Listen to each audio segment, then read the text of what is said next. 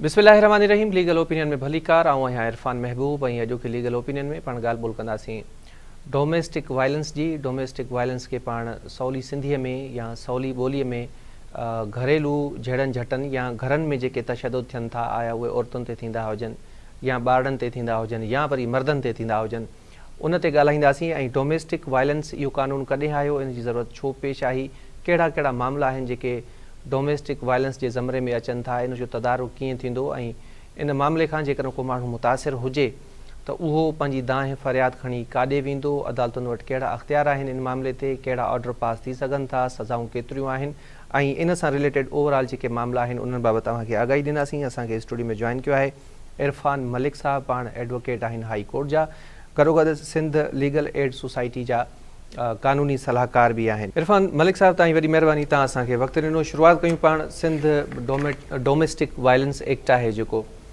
ही कॾहिं पास थियो आहे ऐं हिन जी ज़रूरत पेश छो आई? थैंक यू इरफान साहब। सभ खां पहिरियां ही Sindh domestic violence prevention and protection act 2013 जी। अच्छा, हिन एक्ट में प्रिवेंशन ऐं प्रोटेक्शन आहे। कंहिंजी प्रोटेक्शन आहे ऐं प्रिवेंशन केरु कंदो, उहे इंडिविजुअल्स, ख़ासि तौर करे विमेन्स एंड चाइल्ड्स। ऐं हिन में टियों वर्ड एड थियल आहे। असां जॾहिं बि इंट्रो ॾिसंदासीं हिन एक्ट जो त हुन में लिखियलु आहे वल्नरेबल पर्सन्स।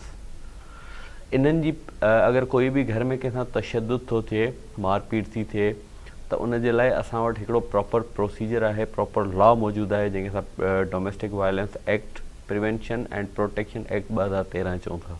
सही, 2013 में ही पास थियो आहे जी। अच्छा, ही घर जे झेड़े झटे जी जॾहिं पाण ॻाल्हि था कयूं, हूअं त डोमेस्टिक वायलेंस खे ॾिठो वेंदो आहे या उनजी जेका क्राइटेरिया आम माण्हू सम्झे थो त भई ज़ाल मुड़ुस में जेकॾहिं झेड़ो आहे त उहो डोमेस्टिक वायलेंस में फ़ाल थिए थो। ओवरऑल जेकॾहिं असां इन खे थोरो ब्रीफली डिस्क्राइब कयूं त कहिड़ा कहिड़ा मामला आहिनि जेके इन कानून में फ़ाल थियनि था? एक्चुअली कुझु कैटेगरीज़ आहिनि जेके अब्यूज़ जी कैटेगरी असां हिन खे डिस्टिंग्विश ईअं कंदासीं त उहे कैटेगरीज़ कहिड़ियूं आहिनि जंहिंमें असांजो डोमेस्टिक वायलेंस फॉल करे थो। सभ खां पहिरियां कैटेगरी आहे फिज़िकल, उन खां पोइ आहे इमोशनल, इकनॉमिक अब्यूज़। त इहे कुझु कैटेगरीज़ आहिनि जेके फॉल कनि थियूं। त इन जे तहत असां वटि हिकिड़ो प्रोसीजर प्रॉपर मौजूदु आहे, जंहिंजी असां हिकु कंप्लेन फाइल कंदा आहियूं वञी करे पंहिंजे मजिस्ट्रेट वटि अंडर सेक्शन 7 में, त भई मूंसां ही घर में तशदुद थिए थो। हाणे इहो त थी वियो सिर्फ़ु प्रॉपर ज़ाल, उमूमन असां वटि थींदो ईअं आहे त असां वटि ज़ाल मुड़ुस जे तशदुद खे खणी करे सिर्फ़ु असां हिनखे महदूद करे छॾियो आहे कोर्ट ताईं, त बसि ज़ाल मुड़ुस जे विच में झेड़ो आहे, पर न, लॉ चए थो वल्नरेबल पर्सन। हाणे वल्नरेबल पर्सन आहिनि छा, कहिड़ा माण्हू आहिनि उहे? इन ते पाण चवंदा इकोनॉमिक हिकिड़ो बि तव्हां ॿुधायो त उन खे कीअं असां डिफाइन कयूं? फिज़िकली त सम्झ अचे थो जेकॾहिं हथे पइजी था वञनि हिक ॿिए सां। अच्छा, हिन में इकोनॉमिक अब्यूज़ में विथ होल्डिंग मनी, मिसाल जे तौर ते मां डिपेंडेंट आहियां पंहिंजे वालिद साहब जो, मूंखे पैसा नथो ॾिए, ऐं वञी करे कोर्ट में एप्लीकेशन ॾींदुसि त सर हीअ मुंहिंजी जेका इकोनॉमिक अब्यूज़ आहे, मां डिपेंडेंट आहियां, मूंखे पंहिंजा पैसा खपनि। जीअं पाण फैमिली कोर्ट में वञी करे मेंटेनेंस फाइल कंदा आहियूं, पर हुते कुझु लिमिटेशन्स आहिनि, हिते लिमिटेशन कोन्हे त भई मूंखे हिननि पैसनि जी नीड आहे, मूंखे या घरवारी पंहिंजे मुड़ुस जे ख़िलाफ़ु वञे या पीउ इवन पंहिंजे पुट जे ख़िलाफ़ु वञे या ज़ाल जे ख़िलाफ़ु वञे, धीउ जे ख़िलाफ़ु, त हू इन इकोनॉमिक अब्यूज़ जे तहत कोर्ट में वञी करे पंहिंजी माली हालात खे सस्टेन करण जे लाइ उते वञी कोर्ट में पंहिंजी एप्लीकेशन फाइल करे सघे थो। ऐं कोर्ट प्रॉपर ऑर्डर कंदी त भई तव्हां हिन खे, ही डिपेंडेंट आहे, हिन जी माली हालात सही कोन्हे, हिन जी मेडिकल कंडीशन सही कोन्हे, तव्हां हिन खे हेल्थ जे लाइ, हिन जे माली कंडीशन जे लाइ, खाइण पीअण जे लाइ तव्हां हिन खे पंहिंजी असिस्टेंस ॾियो। अच्छा, हाणे जेकॾहिं तव्हां ॿुधायो त डिपेंडेंट आहे, औलाद आहे वालदेन ते, ऐं हू नथो ॾिए त इन लॉ जे तहत मैजिस्ट्रेट वटि वञी सघे थो। वरी तव्हां हिकिड़ी ॿी बि असांखे रेमेडी ॿुधाई जेका घणे भाङे इस्तेमालु थींदी आहे मुस्लिम फैमिली लॉ ऑर्डिनेंस में, इहो मेंटेनेंस वारो जेको मामिलो आहे फैमिली कोर्ट में वेंदो आहे। हाणे इन्हनि ॿिन्ही में डिफरेंस कहिड़ो आहे? सर डिफरेंस बिल्कुलु इहो आहे त हे हू फैमिली मैटर्स आहिनि जंहिंमें मूंखे सिर्फ़ु ऐं सिर्फ़ु मेंटेनेंस खपे। भई मुंहिंजो ख़र्चो आहे, मुंहिंजी पढ़ाई जो ख़र्चो आहे, मुंहिंजी तालीम जो ख़र्चो आहे, ॿारु पंहिंजे पीउ खां वञी करे वठे थो। छो जो क़ुर शरीफ़ में बि आयत आहे त जेको वालिद साहबु आहे ही बाउंड आहे पंहिंजे औलाद खे मेंटेन करण जे लाइ। डोमेस्टिक वायलेंस में इहो आहे त जेकॾहिं मूंखे नथो करे मेंटेन थो चवां, मूंखे जेकॾहिं ही मॉनेटरी असेस नथो करे त मुंहिंजी जेका कंडीशन आहे, हेल्थ आहे, वेल्थ आहे, उहा सफ़ा तबाह थी वेंदी, बर्बाद थी वेंदी। इन जे करे डोमेस्टिक खे असां क्रिमिनल साइड ते खणी आयासीं, डोमेस्टिक वायलेंस, ऐं हू क्रिमिनल कोर्ट माजिस्ट्रेट जॾहिं बि असां वर्ड यूज़ कंदा आहियूं त ऑटोमेटिक असां क्रिमिनल साइड ते हलिया वेंदा आहियूं। ऐं जेको मेंटेनेंस वारो मैटर आहे उहो असांजो फैमिली कोर्ट में वेंदो आहे, फैमिली सिविल आहे असांजी। अच्छा, प्रोसीजर छा आहे इन में? कंहिंखे कंप्लेन फाइल करणी आहे, केतिरो टाइम लॻंदो आहे हुनखे डिसाइड? सर प्रॉपर टाइम त कोई डोमेस्टिक वायलेंस एक्ट में ॿुधायल कोन्हे, लेकिन एज सून एज पॉसिबल। अच्छा, हिन में हिकिड़ी ॿी कंडीशन बि आहे त कोर्ट इंटरिम ऑर्डर बि पास कंदी आहे। मिसाल तौर जीअं पाण वटि फैमिली में हूंदो आहे, मूंखे मेंटेनेंस जी नीड आहे, त हिन में बि इंटरिम ऑर्डर्स पास थींदा आहिनि, हुन में प्रोटेक्शन आहे, प्रिवेंशन आहे, कोर्ट उहो इंटरिम ऑर्डर पास करे सघे थी। अच्छा, उहो उनजे लाइ ज़रूरी आहे त रिस्पोंडेंट अचे? जी बिल्कुलु, डेफिनेटली प्रोसीजर आहे। नोटिस जॾहिं बि असां कोई कंप्लेन या एप्लीकेशन फाइल कंदा आहियूं त हुन में नोटिस लाज़मी थींदो आहे, जंहिंजे ख़िलाफ़ असां फाइल कंदा आहियूं उहो कोर्ट में ईंदो। ऐं उहो ऑर्डर जेकॾहिं वायलेट थिए, अमल न थिए? हा बिल्कुलु, जेकॾहिं ऑर्डर वायलेट थिए थो त इन जे लाइ लॉ में हिकिड़ी प्रॉपर सेक्शन मौजूदु आहे, हुनमें हुनखे पनिशमेंट प्रोवाइड थियल आहे। ब्रीच ऑफ इंटरिम ऑर्डर, हुनजी 1 ईयर जी पनिशमेंट आहे, 20,000 फाइन थियल आहे। त असां वटि एक्चुअली थींदो इहो आहे त असां जॾहिं बि कोई लॉ नयो अचे थो त असां हुनखे प्रैक्टिस में न आणींदा आहियूं।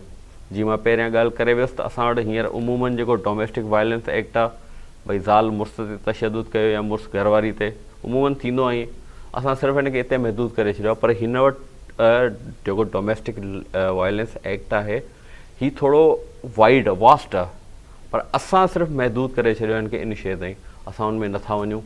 इहा असांजी कमी आहे, या शायदि असां इहो मैसेज बहितर तरीक़े सां पंहिंजे अवाम ताईं पहुचाए न सघिया आहियूं, कुझु इहो बि रीज़न हूंदो जंहिंजे करे। मुंहिंजो ख़्यालु अवेयरनेस जो बि तमामु वॾो फुक़दान आहे हिन मामले में। शहरनि में त हल्को फुल्को हले थो, पर ॿाहिराड़ी में निल बटा निल आहे, उनजे पोयां वरी खोड़ मामलात आहिनि, कुझु असांजूं रस्मूं आहिनि। त हाणे ज़ाल जेकॾहिं मुड़ुस जे ख़िलाफ़ु अदालत में हली वई, पर रहणो त इन सां ई आहे, इन जे करे हुनजी मार कुट हर शइ हुनजी बर्दाश्त करणी आहे। अच्छा, कहिड़ा कहिड़ा ऑर्डर्स आहिनि जेके कोर्टूं इन में पास करे सघनि थियूं, या सवली ॿोली में पाण सम्झायूं माण्हुनि खे त डोमेस्टिक वायलेंस जेकॾहिं कंहिं ते साबित थी वञे थो, उहो पोइ कहिड़ी बि कैटेगरी जो हुजे, उन में जेका सज़ा आहे उहा केतिरी आहे, मेजर पेनल्टीज़ ऐं माइनर पेनल्टीज़? अच्छा, हिन में जेका पनिशमेंट ऐं पेनल्टीज़, हिकु त फाइन आहे, ॿियो पनिशमेंट डिफरेंट काइंड्स जूं प्रोवाइड थियल आहिनि। किथे 2 साल जी आहे, किथे 3 साल जी पनिशमेंट प्रोवाइड थियल आहे। मतिलबु कुझु कंहिं अगरि 5K जो कुझु सेक्शन आहे या 5F में, त उनजी डिफरेंट टर्म्स आहिनि, उहे पनिशमेंट प्रोवाइड थियल आहिनि। पर ऑर्डर तव्हां मूंखां पुछो त हिन में ऑर्डर हिकिड़ा 2 क़िस्मनि जा थींदा आहिनि। हिकिड़ो इंटरिम ऑर्डर थींदो आहे, ॿियो रेज़िडेंस ऑर्डर। असां वटि उमूमन ईअं थींदो आहे, इंटरिम ऑर्डर त पाण डिस्कस करे छॾियोसीं। रेज़िडेंस ऑर्डर, ज़ाल मुड़ुस ते तशदुद कयो, मुंहिंजे घर मां निकिरी वञ, या मुड़ुस ज़ाल ते, ॿिन्ही मां कंहिं बि, कि भई मुंहिंजो घर आहे, तूं मुंहिंजे घर मां निकिरी वञ। असां जॾहिं बि फैमिली कोर्ट में केस दाख़िल कंदा आहियूं डिज़ोल्यूशन ऑफ मैरिज जो, त यूजुअली असां ग्राउंड इहो ई मैंशन कंदा आहियूं त मूंखे घर में तशदुद करे 3 कपिड़नि में घर खां कढी छॾियो पंहिंजे मुड़ुस, हेतिरो टाइम थियो मां पंहिंजे पेरेंट्स सां गॾु रहां थी। हिन में बि इहो आहे त जेकॾहिं ज़ाल मुड़ुस खे मारियो, तशदुद कयो, पाण अञा खुला ताईं न पहुता आहियूं, पर हिन डोमेस्टिक वायलेंस एक्ट जी ॻाल्हि था कयूं, ॼाण मुंहिंजे घर मां तूं निकिरी वञ। सही, कोर्ट में अची करे एप्लीकेशन फाइल कंदी, कोर्ट हुनखे रेज़िडेंस ऑर्डर करे ॾींदी प्रॉपर, त तूं हिते रह। ऐं हिन जो जेको मुड़ुस आहे, अगरि उहो बीट करे थो या मालट्रीट करे थो, उनखे घुराईंदी कोर्ट में। प्रिवेंशन, जीअं पाण एक्ट जो पहिरियां ई पढ़ियोसीं, त हुन में प्रोटेक्शन एंड प्रिवेंशन, हिते इहा प्रिवेंशन थी अचे। मुड़ुस खे मना कयो वेंदो, भई ज़ाल ते तशदुद न कर। अगरि तशदुद कयो, जेकॾहिं हुनजी ब्रीच थिए थी, पाण पढ़ियोसीं त हुनजी 1 साल पनिशमेंट बि हुई ऐं 20,000 फाइन बि हुयो। अच्छा, जेकॾहिं तशदुद नथो करे, ईअं ई मुड़ुस ज़ाल खे चए थो भई तूं निकिरी वञ मुंहिंजे घर मां, पोइ उते? सर, इहा बि डोमेस्टिक वायलेंस आहे, हिकिड़ी हरासमेंट आहे, मेंटली ऐं फिज़िकली टॉर्चर। जीअं पंहिंजो 2 क़िस्मनि जो आहे, फिज़िकली ऐं मेंटली, इहो बि डोमेस्टिक वायलेंस में थो अचे। हुनखे मेंटली हरास थो करे, एप्लीकेशन फाइल करे सघे थी? बिल्कुलु एप्लीकेशन फाइल करे सघे थो। अच्छा, वरी हिकिड़ो रवाज ॿियो बि आहे, मुड़ुसनि ते हूअं बि इल्ज़ाम तराशी घणी थींदी आहे हिननि मामलनि में, पर ज़ाल जेकॾहिं पाण छॾे हली वञे, मां पंहिंजे माइटनि वटि थी रहां, ऐं अमूमन पोइ वरी कंजुगल राइट्स जा सूट फाइल थींदा आहिनि, त पोइ अहिड़ी सिचुएशन में मुड़ुस इहो एप्लीकेशन फाइल करे सघे थो, रेज़िडेंसी ऑर्डर जेको तव्हां ॿुधायो? सर ॾिसो, जेकॾहिं औरत पाण छॾे थी वञे, त असां बीइंग अ लॉयर, असांजी त प्रैक्टिस रही आहे, त उहो डेफिनेटली पेरेंट्स खे अप्रोच कंदो आहे, इवन वाइफ खे अप्रोच कंदो आहे। पर डोमेस्टिक इन वायलेंस जी जेका जुरिस्डिक्शन आहे लॉ जी, उहा हिन में फॉल नथी करे, पाण छॾे वई आहे, डेफिनेटली छॾे वई। हाणे जेकॾहिं मां कोर्ट में अची एप्लीकेशन फाइल कयां, एप्लीकेशन फाइल थी वेंदी, ऑन दी रिकॉर्ड बि अची वेंदी। समटाइम्स पाण वटि जेके एप्लीकेशन्स या सूट्स जे या अहिड़ी FIRs बि हूंदियूं आहिनि जेके असां फाइल त कराए छॾींदा आहियूं, रजिस्टर बि कराए छॾींदा आहियूं, पर उनखे प्रूव कोन करे सघंदा आहियूं। त डोमेस्टिक वायलेंस में डेफिनेटली थींदी, नोटिस बि थींदो, पर मसइलो इहो आहे त मां कीअं प्रूव कंदुसि त सर ही पाण घर छॾे वई आहे या हिनखे मतिलबु कंहिं घर जे भाती चयो आहे त तूं घर छॾे वञ हली असांजो। तो सेम सिचुएशन उन एप्लीकेशन में भी थींदी, जेकॾहिं ज़ाल फाइल करे थी त भई मूंखे कढी छॾियो अथई मारे कुटे, ऐं उते वरी मुड़ुसु चए थो पाण हली वई आहे घरों, पोइ त बर्डन ऑफ प्रूफ अची वेंदो न हुनजे मथां, माई जे मथां। कोर्ट खे अची चए थी मिसाल जे तौर ते त मूंखे पंहिंजे मुड़ुसु घर खां ॿाहिरि कढी छॾियो आहे, कोर्ट में आई, कोर्ट में एप्लीकेशन अची वई, डेफिनेटली कोर्ट खे कोई त प्रूफ ॾींदी त सर मूंखे जेकॾहिं कढियो हुअईं, कोई मैसेज कयो हूंदई मूंखे, कंहिं मिट माइट खे चयो हूंदई, चाचा खे, मामा खे, सौट खे, मासात खे, भाउ खे, कंहिंखे त चयो हूंदई। हूअं डोमेस्टिक वायलेंस खे, घरेलू जेको तशदुद आहे, उनखे साबित करणु केतिरो सवलो या ॾुखियो आहे अदालतुनि में? सर ॾिसो, जॾहिं बि तशदुद थींदो आहे त डेफिनेटली मार्क्स छॾींदो आहे, मेंटली जेको बि थी वञे उन में किथे था निशान रहनि। सर ॾिसो, घर जा भाती त डेफिनेटली ॾिसंदा आहिनि जेकॾहिं कोई तशदुद थियो आहे। जॾहिं इंसानु उन साइंस में अची वेंदो आहे त शायदि कंट्रोल बि ॾुखियो हूंदो आहे, त पाण सम्झी सघंदा आहिनि शइ खे, त पोइ उहा शइ ज़ाहिर थींदी आहे, मार्क छॾींदी आहे। मिसाल जे तौर ते पोइ वाइफ जे दिलि में हिकिड़ी हेटर क्रिएट थींदी आहे, त जॾहिं हू कोर्ट में ईंदी आहे, कोर्ट खे अची चवंदी आहे सर हिन मूंखे तशदुद कयो आहे, मूंखे मारपीट कई आहे, भई तोखे मारपीट थी, तो कंहिंखे दान ॾिनी, चए हा साईं मां दान ॾिनी, विटनेस हूंदो, उहो साइड थियल हूंदो एप्लीकेशन में, विटनेस खे कॉल कयो, भई तोखे कहिड़े टाइम ते चई, माई एप्लीकेशन में हिकिड़ो टाइम लिखियो आहे, हुनखे ॿियो विटनेस खे ॿियो टाइम ॿुधायो आहे, त डेफिनेटली कंट्राडिक्शन अची वेंदी। पर जेकॾहिं ॿिन्ही जो रिज़ेबलेंस थिए थो, पाण में शयूं मैच कनि थियूं, त डेफिनेटली रिलीफ त ठहे थो। अच्छा, पुलिस जो रोल आहे हिन में को? सर बिल्कुलु, रोल ईअं आहे पुलिस जो त हिकिड़ो प्रोटेक्शन सेल ठहियलु आहे असां वटि, वुमेन प्रोटेक्शन सेल। हर डिस्ट्रिक्ट में SSP ऑफिस में वुमेन प्रोटेक्शन सेल ठहियलु आहे। तव्हां उते वञी करे, तव्हां उते बि out of court first priority, जीअं असां वटि थींदो आहे त भई जॾहिं बि तव्हां सां को इशू थिए, कोई अहिड़ो एक्ट थिए, त तव्हां पंहिंजे कंसर्न थाणे ते वञो। सेम नेचर सां अगरि कोई तव्हां ते थिए थो टॉर्चर वग़ैरह, त तव्हां वञी करे वुमेन प्रोटेक्शन सेल में तव्हां वञी करे पंहिंजी प्रोटेक्शन वठो। पर जेकॾहिं उते नथा वञो त डायरेक्ट कोर्ट में बि अची सघो था। सही। अच्छा, इनमें गिरफ़्तारी वग़ैरह का थिए थी? जेकॾहिं गिरफ़्तारी जो कोई प्रोविजन न आहे, कोई भी ना है, कोई भी ना। अच्छा, पोइ एप्लीकेशन फाइल करे थी मुड़ुसु या ज़ाल कोई भी करे थो, नोटिस बि थियनि था, ऐं कोर्ट में नथो अचे रिस्पोंडेंट अक्यूज़्ड। सर मां तव्हांजी ॻाल्हि खे कटियां थो त डोमेस्टिक वायलेंस एक्ट जो प्रोसीजर पंहिंजो आहे, CRPC खां बारो नथो करे। सही। अगरि CRPC खां बारो करे हा त पोइ त डेफिनेटली गिरफ़्तारी बि थिए हा। मां पूरो लॉ पढ़ियो आहे, किथे बि CRPC एप्लीकेबल न आहे डोमेस्टिक वायलेंस ते। मतिलबु इट मीन्स जीअं पाण वटि कुझु ॿिया स्पेशल लॉज आहिनि, उनजो पंहिंजो प्रोसीजर आहे, सेम नेचर जे तरीक़े सां हिन डोमेस्टिक वायलेंस जो बि पंहिंजो प्रोसीजर आहे, किथां बि कोई प्रोसीजर बारो नथो करे। हिन जो प्रोसीजर छा आहे? हाणे जेकॾहिं एप्लीकेशन हिन कानून जे तहत कोई दाख़िल करे थो बिफोर कंसर्न मैजिस्ट्रेट, इन लाइ थो करे त मुंहिंजो तदारुक थिए, मुंहिंजी शिकायत जो मूंखे इंसाफ़ मिले। फ़र्ज़ु करे था वठूं हिकिड़ी एप्लीकेशन फाइल थिए थी, नोटिस थियनि था, अॻियो माण्हू अचे ई कोन थो, त पोइ कोर्ट छा कंदी? सर इन कंडीशन में डेफिनेटली प्रोसीजर को अहिड़ो ख़ासि मुंहिंजे ज़हन खां न गुज़रियो आहे, मे बी मां मिस करे वियो हुजां, मुंहिंजे ज़हन खां न गुज़रियो, डेफिनेटली प्रोसीजर हूंदो।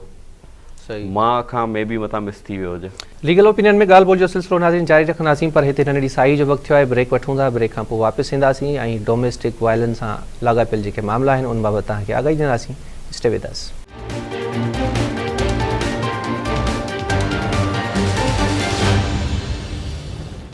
लीगल ओपिनियन में ॿीहर भलीकार ऐं पाण ॻाल्हि ॿोल पिया कयूं घरेलू तशदुद बाबति।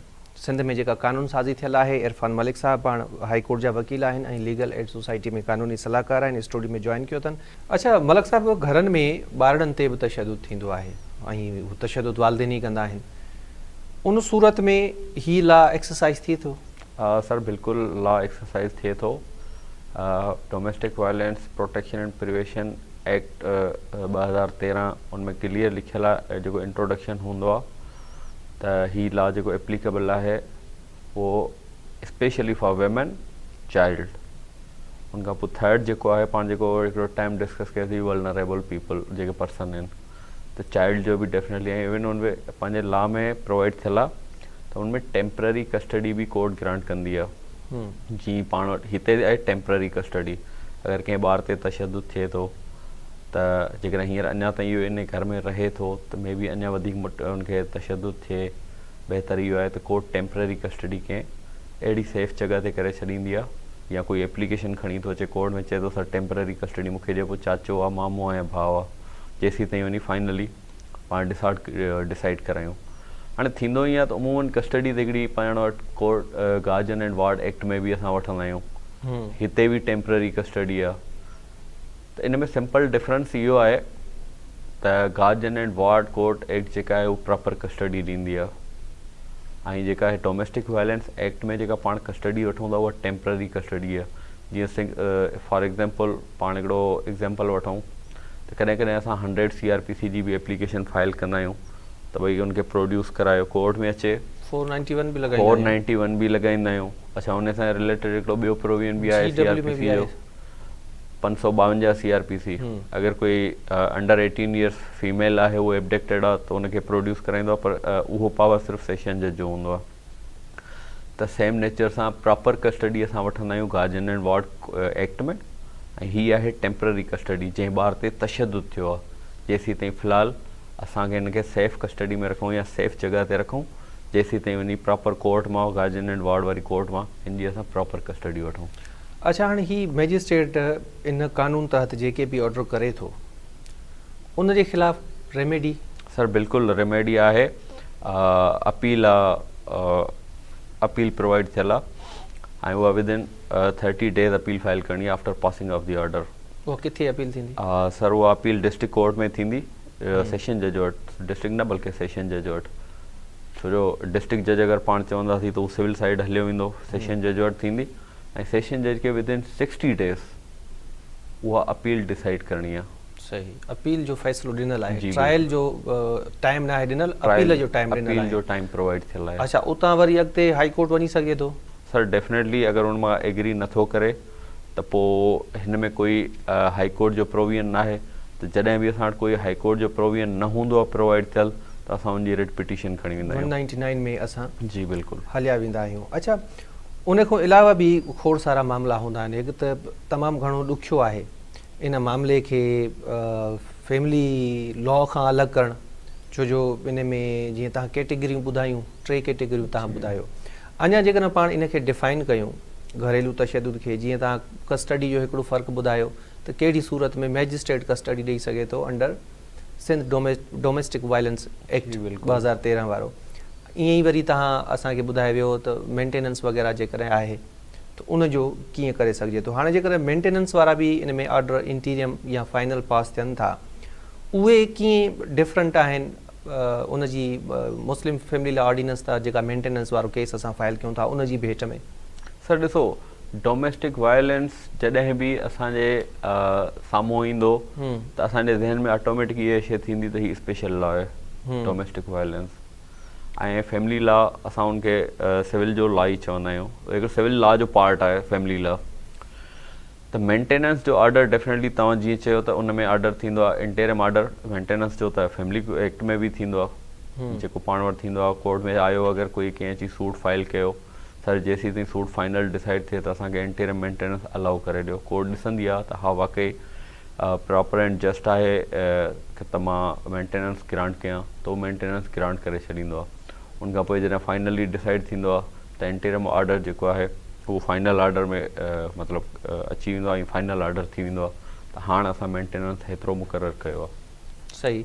अच्छा, इकोनॉमिक अब्यूज़ तव्हां ॿुधायो ऐं उनजो तव्हां ॾाढो ज़बरदस्त शानदार हिकिड़ो मिसाल बि ॾिनो त जेकॾहिं को माण्हू कंहिं ते फाइनेंशियली डिपेंडेंट आहे जी ऐं उहा उनजी जेका घुर्ज आहे या उन ते जेका ज़िम्मेवारी लागू थिए थी, उहो ज़ाल हुजे या औलाद जी सूरत में हुजे, हू उहा पूरी नथो करे फाइनेंशियली, त हू इन कानून जे तहत उते वञी सघे थो ऐं उन्हनि खां कराए बचे थो। पर असां ॾिसूं था त असांजे मुआशिरे में गार गंद जो जेको कल्चर आहे उहो तमामु घणो आहे। त हे घरनि में जेके घणी फिज़िकली टॉर्चर न थिए फिज़िकली, पर हूअ जेको अब्यूज़ थिए थो, गारगन थिए थी, ॿारनि खे थिए थो, ज़ाल मुड़ुसु इन्हनि ॿिन्हिनि जे हिक ॿिए जे विच में थियनि था, इहे मामला बि इन कानून में अचनि था ऐं इन तहत का दरख़्वास्त दाख़िल करे सघिजे थी? सर न, उनजे लाइ प्रॉपर असां वटि PPC में रिसेंटली हिकिड़ी अमेंडमेंट आई आहे सेक्शुअल अब्यूज़ जे नाले सां 577A PPC and 577B PPC। उनमें प्रॉपर असां वटि हिकिड़ो कॉन्सेप्ट आहे त किथे बि को नंढड़े ॿार खे ॾिसंदा आहियूं त असां उनखे मथे ते हथ बि घुमाईंदा आहियूं ऐं असां उनजे गल खे बि मतिलबु ईअं पटींदा आहियूं प्यार मां। त मां कंहिं वकील साहब खे ॿुधो पिए यूट्यूब ते त उन इलस्ट्रेशन उनजी ईअं कई त अगरि तव्हांजे ज़हन में तव्हांजे मन में हिकिड़ो सेक्शुअल फीलिंग्स आहिनि ऐं तव्हां उन सेक्शुअल फीलिंग जे तहत अगरि कंहिंखे मथे ते हथु रखियो या उन सेक्शुअल फीलिंग जे तहत तव्हां उनजे गल खे तव्हां ईअं पटियो, असां अमूमन ॿारनि खे ईअं कंदा आहियूं, त उहो बि इन में अचे थो, इहो ऑफेंस आहे। सही। ऐं उनजी सज़ा बि आहे। अच्छा, इहे शयूं कीअं प्रूफ थींदियूं अदालतुनि में? नंढड़ो ॿारु आहे? सर बिल्कुलु, इहो मां त कॾहिं मुंहिंजे एक्सपीरियंस में ट्रायल न आयो आहे, पर मां इहो रिसर्च जॾहिं कई पिए त मुंहिंजे साम्हूं इहा शइ गुज़री त मां चयो तव्हां सां शेयर करे छॾियां त इहा हिकु बहितरु शइ आहे। त ॾिसो, जॾहिं बि इहा शइ थींदी हींअर ॿारनि खे उमूमन सेखारियो वञे थो, मां उमूमन ॾिठो आहे त इवन टीवीज़ ते बि ॾिठो आहे शोज़ में, त जॾहिं बि कोई एंकर वग़ैरह या प्रोग्राम या शोज़ जेके आहिनि उनमें अगरि कोई नंढड़ो ॿारु आहे, न्याणी आहे, त उहो एंकर उनखे घुराईंदो आहे पाण वटि, त उनजे पेरेंट्स खां पहिरियां परमिशन वठंदो आहे त कैन आई टच हर।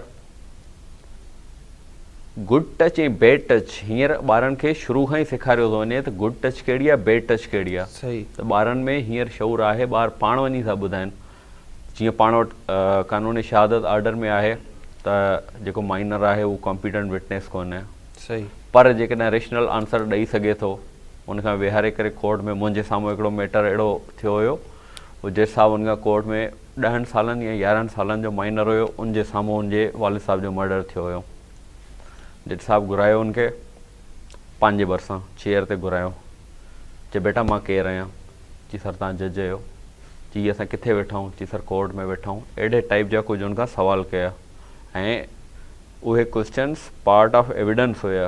उहे जज साहब पंहिंजे उन एविडेंस में मैंशन कया, पहिरियां लिखिया। उनखां पोइ उन ॿार जी जेका एविडेंस आहे उहा रेशनल आंसर हुया, उहे हुन रेशनल आंसर ॾिना आहिनि, उहो हुन मैंशन कयो आहे, पोइ उनखां एविडेंस थी आहे उनजे। सही। अच्छा, हाणे इकोनॉमिक अब्यूज़ ते मूंखे हिकिड़ो सवाल त न, बल्कि ईअं चऊं त केस यादि अची वियो। हाणे अॼु ई बल्कि मूंसां क्लाइंट उन मामले ते राब्तो कयो आहे। मां सोचियो त हाणे तव्हां सां मां डिस्कस करे वठां ऐं हिकिड़ी असांजे माण्हुनि खे लर्निंग बि थी वेंदी ऐं इन में डोमेस्टिक वायलेंस केतिरे हद ताईं इन्वॉल्व आहे उहा बि ख़बर पइजी वेंदी इकोनॉमिक अब्यूज़ जे ई हवाले सां। हाणे अलहदगी न थी आहे वालिदैन जे विच में, उन्हनि जा जेके ॿार आहिनि उहे सभु मेजर आहिनि, सवाइ हिकु अधु छोकिरे खां जेके बि 16-17 जे लॻभॻि आहिनि, जंहिं जेके हिकु ॿ छोकिरियूं आहिनि उहे बि आहिनि मेजर, पर उहे मैरिड न आहिनि। हाणे उन्हनि जी पाण में सेपरेशन थिए थी, नॉट लीगली, डिवोर्स वग़ैरह नथिंग, ईअं पीउ घरां कढी थो छॾे, ज़ाल खे बि ॿारनि खे बि, ऐं उहा माउ अलहदा घर वठे थी, उते ॿारनि सां गॾु रहे थी ऐं सॼो घर जो वहिंवार हलाए थी, पर पीउ जेको आहे फाइनेंशियली सपोर्ट नथो करे, जंहिंजे करे घर जो हलणु त ॾुखियो थी वञे थो, पर जेके एजुकेशन जा मामला आहिनि ॿारनि जा रिगार्डिंग देयर फ्यूचर, उहे बि हाणे रोलड़े जो शिकार थी विया आहिनि, बल्कि सवली ॿोली में चवंदो पढ़ाई उन्हनि जी रुली वई आहे। हाणे हिन में असां वटि जेको माण्हू अचे थो उनखे त असीं इहो ई सजेस्ट कयूं था भई तव्हां मेंटेनेंस फाइल कयो, ऐं ॾाढो क्लियर लॉ आहे छोकिरनि जी मेंटेनेंस जे हवाले सां। हाणे हिन सॼे मामले में ही जेको तव्हां डोमेस्टिक वायलेंस वारो कानून ॿुधायो आहे, इहो केतिरे हद ताईं अट्रैक्ट करे थो ऐं इन मां केतिरो लाभ मिली सघे थो? सर ॾिसो, हीउ जेको पाण टाइम जेको आहे इकनॉमिक अब्यूज़, असां हिनखे इन सेंस में वठंदासीं त जेकॾहिं पीउ पुट खे चए थो कमाई नथो, हेॾो सारो थियो ई पैसनि जी ज़रूरत आहे मूंखे बि, घर में घर जा ख़र्चा आहिनि, एक्सपेंसिस आहिनि, इहा असांजी इकनॉमिक अब्यूज़ में अचे थी। इहो न त मूंखे प्रोवाइड कर, न धीउ आहे उनखे पढ़ाइण पीउ जी ज़िम्मेवारी आहे, इहा comes under the ambit of maintenance. ठीकु। इहो मेंटेनेंस में थो अचे त भई मुंहिंजी नीड आहे, मूंखे मेंटेन कयो, मुंहिंजी पढ़ाई जो ख़र्चो जेसीं ताईं मां वञी मुंहिंजी शादी थिए। छो पाण वटि इहो ई आहे त जेकॾहिं छोकिरी न्याणी आहे त उहो टिल मैरिज जेका आहे पंहिंजे पीउ खां मेंटेनेंस वठी सघे थी। बाक़ी जेको औलाद पुटु आहे त उहो त 18 साल ताईं। अच्छा, बाक़ी इकोनॉमिक अब्यूज़ जी तव्हां हाणे जेको वरी तव्हां डिफाइन कयो, जेकॾहिं पीउ चवे थो पुट खे त भई हाणे तूं कमाइण जॾो ई अरिड़हं प्लस आहीं ऐं ज़रूरत आहे, हथु वंडाए तूं महिरबानी कर, ऐं हू इनकार थो करे, त इहो थी वियो इकोनॉमिक अब्यूज़। ऐं इन जे ख़िलाफ़ु पीउ वञी सघे थो पुट जे ख़िलाफ़ु कोर्ट में, ऐं कोर्ट हुनखे हुकुम ॾिनी त तूं कमाए, ऐं जेकर नथो कमाए हुकुम कोर्ट कोन ॾींदी, पर माना इहो थींदो त कोर्ट हुनखे इहो चवंदी त भई तूं हींअर मतिलबु लाइक़ु आहीं, अहल आहीं, छो नथो करीं, वजह छा आहे, रीज़न। कोर्ट ईअं कंहिंखे कोन चवंदी त तव्हां वञी करे कमायो। ऐं तव्हां ॿुधायो त जेकॾहिं डिपेंडेंट आहे जी, त हाणे इन्हनि ॿिन्ही केसनि में डिपेंडेंट वालदेन बि थी वञनि था, डिपेंडेंट डॉटर बि थी वञे थी, ऐं ॿिन्ही पासे इनकार आहे। ही असांजो जेको इकोनॉमिक अब्यूज़ आहे मीन्स वर्ड्स, जेके असां वर्ड तव्हांखे मतिलबु पीउ पुट खे चए थो त वञी कमाए, ही शइ नीड आहे, तूं कमाए वञी। सही, माना हरू भरू तव्हांखे मिसाल तौरु मां अंडर 18 आहियां, वरी मूंखे पंहिंजो पीउ चए तूं वञी कमा, हालांकि मूंखे त प्रोहिबिट थियल आहे, अंडर 18 ईयर्स ताईं मां कमाए नथो सघां। सही, इकोनॉमिक अब्यूज़ थी वई। सही, अंडर 18 कमाई छो कोन थो। मां हिकिड़ी डेफिनेशन जेका पाण खणूं प्रॉपर, अंडर 18 ताईं शायदि कोई हिकिड़ो कानून बि आयल आहे, मूंखे नालो यादि न आहे, ॿारनि जो अलॻि आहे, उहो हुन में त हू ॿार उहे कमाए नथा सघनि, अंडर 18 ईयर्स मतिलबु कोई जॉब नथा करे सघनि। त सेम इन तरीक़े सां त जेकॾहिं पीउ ज़बरदस्ती, कॾहिं कॾहिं उमूमन घर में ईअं थींदो आहे त हिकिड़े पुट खे हर घर जो भाती तंग कंदो आहे त यार घर जा हालात अहिड़ा आहिनि, तूं कमाई छो नथो। असां वटि जेके माली हालात आहिनि उहे ॾाढा कमज़ोर आहिनि, तूं अगरि न कमाईंदे त असांजा हालात तमामु ख़राबु थींदा। मुंहिंजी मेंटली कंडीशन अहिड़ी कोन्हे जो, या फिज़िकली मां फिट बि न आहियां, मां नथो कमाए सघां, तूं वञी कमा। इहा अब्यूज़ आहे। सही। अच्छा, हाणे ही जेको तव्हां डोमेस्टिक वायलेंस कानून ॿुधायो था, हाणे पाण कहिड़ी फैमिली ट्री खणूं जेके इन कानून तहत वञी सघनि था? असां वटि अलहदा अलहदा जोड़ा बि रहनि था, माउ पीउ खां अलावा, माउ पीउ खां धार, उहे हिकिड़ी जॉइंट फैमिली में बि रहनि था माउ पीउ सां गॾु, ऐं वरी किथे किथे त वरी इहो सॼो पकड़िजी थो वञे चाचनि ताईं, मामनि ताईं, ओवरऑल सॼो। त असीं कहिड़ी फैमिली ट्री खणूं जेके डोमेस्टिक वायलेंस वारे ते वञी सघनि था अदालतुनि में? सर, मां शुरू में ई तव्हांखे ॿुधाए वियुसि त individuals, specially women and child, टियों वर्ड मेंशन थियल आहे वल्नरेबल पर्सन। हाणे वल्नरेबल पर्सन में कहिड़ियूं केरु केरु अचे थो? उहे माण्हू जेके फिज़िकली और मेंटली कंडीशन जेका आहे उहा सही न आहे। सही, हिकिड़ी शइ आहे ॿी, जंहिंजी social situation or dependence is at high risk of harm. माण्हुनि जी सोशल जेका सिचुएशन अहिड़ी आहे, हू मतिलबु हाई रिस्क ते आहे, हुननि जी मतिलबु उहो कुझु बि कंदा त हू मूंखे माना अहिड़ो रिस्क आहे जो हुननि खे नुक़सानु पहुची सघे थो। सही। ऐं उन खां पोइ आहे ओल्डर पर्सन, जेके ओल्ड एज माण्हू आहिनि, जीअं मिसाल तौरु पेरेंट्स थी विया, उहे बि ओल्ड एज में था अचनि, उहे बि इन में था अचनि। ऐं विथ फिज़िकल डिसेबिलिटी ऐं वुमेन इकोनॉमिकली और सोशली डिपेंडेंट सोशल वर्कर्स, इहे माण्हू असांजा इन में वल्नरेबल पर्सन में अचनि था। इहे बि कोर्ट में वञी करे डोमेस्टिक वायलेंस जी एप्लीकेशन, जेको एग्रीव्ड हूंदो, ही त कॉमन शइ आहे, अगरि मूंखे कोई ग्रीवेंस आहे, मां एग्रीव्ड आहियां, मां कोर्ट में वेंदुसि, तव्हां एग्रीव्ड आहियो, तव्हां वञी करे कोर्ट में वञी डोमेस्टिक वायलेंस जी एप्लीकेशन फाइल कंदो, अगरि फाल करे थी डोमेस्टिक वायलेंस में त। अच्छा, हाणे इन कानून ते अमल केतिरो थो थिए, ऐं हिन कानून तहत जेके अथॉरिटीज़ ठहणियूं आहिनि, हिकिड़ो तव्हां वुमेन प्रोटेक्शन सेल जो ज़िक्र करे छॾियो, इहे केतिरे हद ताईं फ़ाइल आहिनि, इन्हनि ते कमु थिए पियो, या बसि ही कानून साज़ी थी वई ऐं हिकिड़ी शइ प्रिंट करे ऐं सजाए फाइल में रखी छॾियो? सर, मुंहिंजी सजेशन हिन प्रोग्राम जे तवसुल सां त उहे लेडीज़ जिन वटि अञा ताईं अहिड़ी नॉलेज कोन्हे त असां ते अगरि घर में तशद्दुद थिए थो त असां केॾांहुं वञूं। सभ खां पहिरियां वुमेन प्रोटेक्शन सेल मोबाइल हर कंहिंजे घर में मौजूदु आहे। तव्हां गूगल ते वञी करे तव्हां सर्च कयो तव्हांजे डिस्ट्रिक्ट जी वुमेन प्रोटेक्शन सेल किथे आहे। मां जिथे बि ॾिठो आहे त हर डिस्ट्रिक्ट में वुमेन प्रोटेक्शन सेल जेका आहे उहा उनजे पंहिंजे डिस्ट्रिक्ट जे SSP ऑफिस में ठहियलु आहे। तव्हां उते अप्रोच करे सघो था। अगरि तव्हां उन खे बि अप्रोच नथा करे सघो, सिंपल आहे, तव्हां 15 ते कॉल कयो, उहे तव्हांखे ॿुधाईंदा।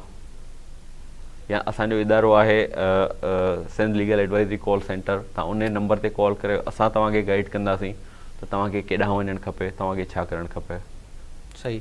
अच्छा, हाणे ही हिकिड़ो हूंदो आहे तशद्दुद, ॿियो हूंदो आहे जहिड़ो हिकिड़ो थिए घर में, या वरी ईअं बि थींदो आहे न, अहिड़ा केस बि रिपोर्ट थींदा आहिनि त ज़ाल कावड़जी पई ऐं हमरा वियो सावरनि ॾे ज़ाल खे वठणु, उते जहिड़ो थी पियो, कुट कुटां थी वई, डंडा लॻी विया, कंहिंजी बांह भॻी, कंहिंजी जंग भॼी।